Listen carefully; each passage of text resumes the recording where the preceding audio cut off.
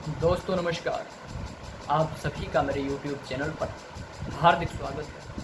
दोस्तों, आतंकवाद किस तरीके से मानवता को रक्त रंजित कर रहा है, ये किसी से छिपा हुआ नहीं है। लेकिन यदि इस वक्त में कोई आतंकवाद से सबसे ज़्यादा पीड़ित है तो वो हमारा पड़ोस का ही एक देश अफ़गानिस्तान है।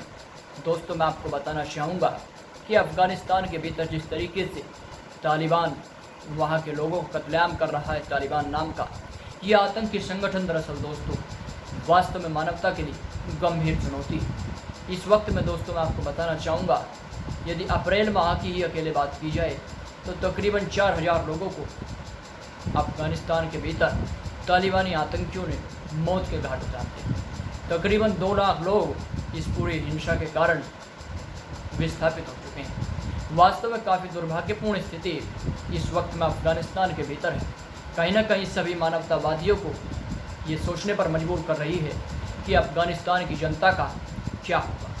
दोस्तों, ये विचारणीय बात है, क्योंकि जब से वहाँ से अमेरिकी सेना ने वापसी की है, अपने देश को वापस लौट रही है, तभी से कहीं ना कहीं अफ़गानिस्तान की सरकार इन आतंकियों पर नियंत्रण पाने में असमर्थ सिद्ध हो रही है। दोस्तों, मैं आपको बताना चाहूँगा कि वर्ष 2001 में अमेरिका ने अभियान शुरू किया था।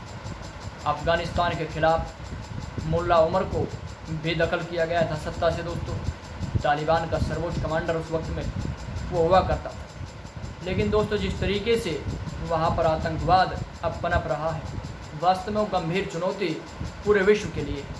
जिस तरीके से अमेरिका के पूर्व राष्ट्रपति जॉर्ज डब्ल्यू बुश ने यहाँ पर बाइडेन की नीति की आलोचना की। बुश ने कहा कि कहीं ना कहीं अमेरिका को इस तरीके से अफ़गानिस्तान से वापसी नहीं करनी चाहिए थी।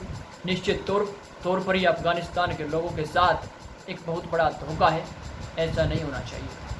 दोस्तों, इसके अलावा मैं आपको बताना चाहूँगा कि यहाँ पर अमेरिका ने उन अफ़गान नागरिकों को अपने देश में ले जाने का फैसला किया है जिन्होंने इस पूरे हिंसा के दौरान अफ़गानिस्तान के भीतर जो हिंसा हो रही है दोस्तों, उसमें अमेरिकी सैनिकों का सहयोग किया है। इसके अलावा दोस्तों, एक और महत्वपूर्ण जानकारी यहाँ पर मैं आपको देना चाहूँगा कि हमारे विदेश मंत्री इस वक्त में शंघाई सहयोग संगठन की बैठक में हिस्सा ले रहे हैं, और उस बैठक में जो वहाँ पर एस जयशंकर ने कहा वो वास्तव में काफ़ी सार्थक बात। उन्होंने इस आतंकी संगठन को एक चेतावनी देते हुए कहा कि यदि अफ़गानिस्तान के भीतर यदि शांति स्थापित तालिबान नहीं होने देता है तो ये मानवता के लिए एक बहुत गंभीर संकट है, और पूरे विश्व को इस पर एकजुट होकर के लड़ने की आवश्यकता है। क्योंकि दोस्तों, यहाँ पर कोई भी देश इस तरह के आतंकी संगठन को मान्यता नहीं दे सकता। जैसा कि जयशंकर ने कहा, शांति के रास्ते पर लौटने की वहाँ पर तालिबान से अपील की। इसके अलावा दोस्तों, मैं आपको बताना चाहूँगा वो बात जो हम सभी की बेचैनी बढ़ाने वाली है। पाकिस्तान हमारा पहले से ही नापाक मुल्क रहा है, नापाक पड़ोसी रहा है, जिसने भारत के खिलाफ हमेशा साजिशें रची। लेकिन दोस्तों, उसके साथ चीन की साजिश भी किसी से छिपी हुई नहीं है। और जब से दोस्तों मैं आपको बताना चाहूँगा अफ़गानिस्तान के भीतर ये हिंसा चल रही है, तभी से चीन भी बेचैन था कि कहीं उसके नागरिकों के साथ कुछ अनहोनी ना हो जाए। और इसीलिए दोस्तों उसने अपने 210 से अधिक नागरिकों को पिछले सप्ताह ही अपने वतन बुलाया। लेकिन अब तालिबान ने चीन को खुश करने की एक नीति जारी की है। उसने कहा है कि वो चीन का पूरा सहयोग करेगा, उसका जो व्यापार है उसकी सुरक्षा की जाएगी।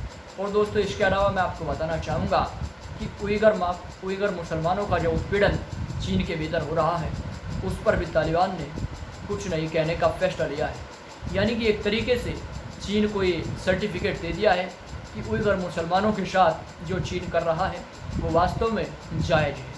कहीं ना कहीं दोस्तों, विश्व के लिए एक ऐसा संकट तालिबान ने खड़ा कर दिया है जिस पर कहीं ना कहीं यदि विश्व एकजुट ना हुआ तो इस तरह के संगठन हर देश में पनपने लगेंगे।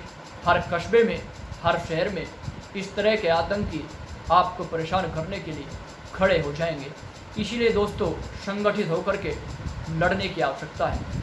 दोस्तों, मैं आपको बताना चाहूँगा सुहेल शाहिद ने क्या कहा। शाहीन ने दोस्तों माफ़ कीजिएगा, सुहेल शाहीन ने क्या कहा, जो तालिबानी प्रवक्ता है, उन्होंने कहा कि हमने अफ़गानिस्तान के 85% इलाके पर कब्जा कर लिया है। लेकिन दोस्तों, जो अंतर्राष्ट्रीय मीडिया में रिपोर्ट छप रही है उसके मुताबिक ये आंकड़ा पूरी तरीके से सही नहीं है। यानी कि जो अंतर्राष्ट्रीय मीडिया के भीतर इस वक्त में रिपोर्ट छप रही है उनके मुताबिक लगभग 190 से 95 अफ़गानिस्तान के ज़िलों पर वहाँ पर कब्जा तालिबान जमाने में सफल रहा है। इसके अलावा दोस्तों मैं आपको बताना चाहूँगा बोल्डाक इलाके में भी यहाँ पर तालिबान ने अपना आधिपत्य, जमाली आधिपत्य स्थापित कर लिया है। दोस्तों यहाँ पर इस इलाके को, जो इलाका पड़ता है दोस्तों कंधार में ये इलाका पड़ता है, पाकिस्तान की सीमा से लगता हुआ इलाका, जहाँ से इन आतंकियों को, तालिबान के आतंकियों को लगभग 3 अरब रुपये भी हाथ लगे हैं। बहुत मोटा खजाना इनके हाथ लगा है, जो अफ़गानिस्तान की सेना छोड़ करके वहाँ से भाग गई लड़ाई के दौरान।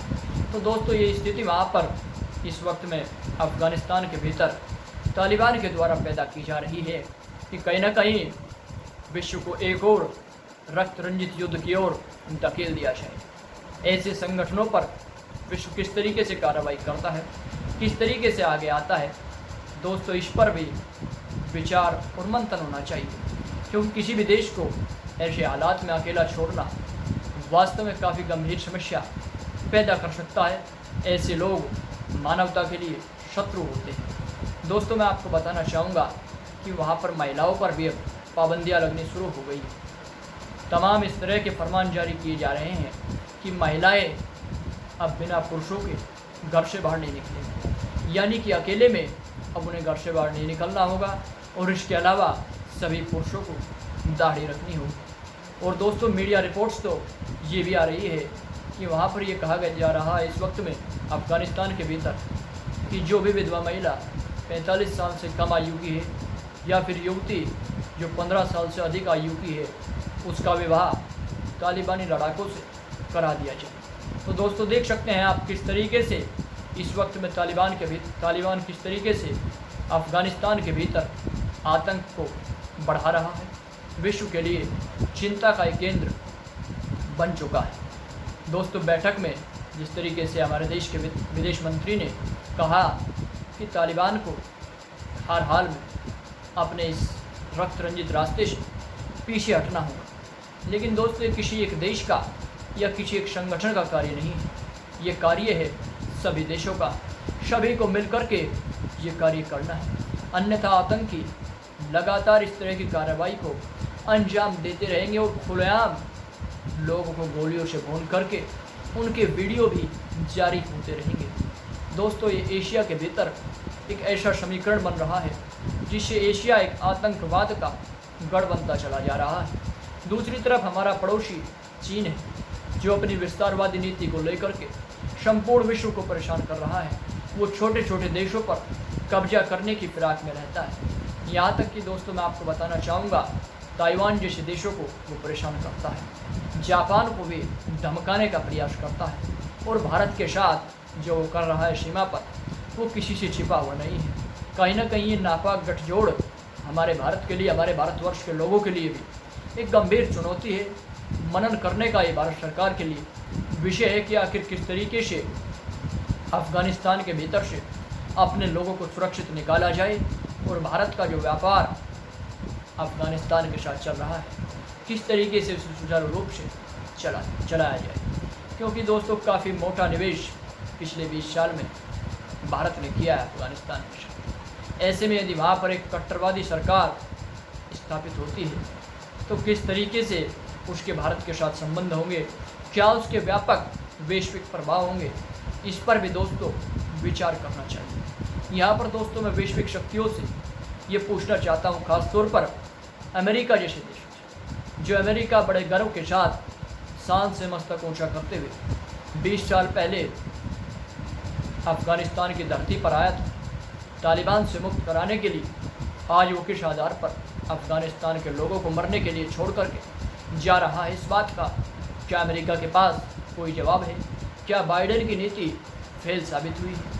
ये वो सवाल है जिसके जवाब मिलने वास्तव में ज़रूरी है, और ये भविष्य के गर्भ में छिपे हुए अमेरिकी राष्ट्रपति को इसका जवाब आज नहीं तो कल देना ही पड़ेगा। दोस्तों मैं उम्मीद करता हूँ कि इस तरह का रक्त रंजित रक्तपात हमारे पड़ोस से, हमारे एशिया से जल्द समाप्त हो और विश्व के भीतर एक मैत्रीपूर्ण माहौल दोबारा से तैयार हो, जिससे सुनिश्चित किया जाए कि विश्व में विकास की बहार हो, गरीबी दूर हो, लोगों का जीवन सुगम बनाया जा सके। लेकिन दोस्तों, इन आतंकियों के रहते हुए ये काम हो पाना काफ़ी मुश्किल है।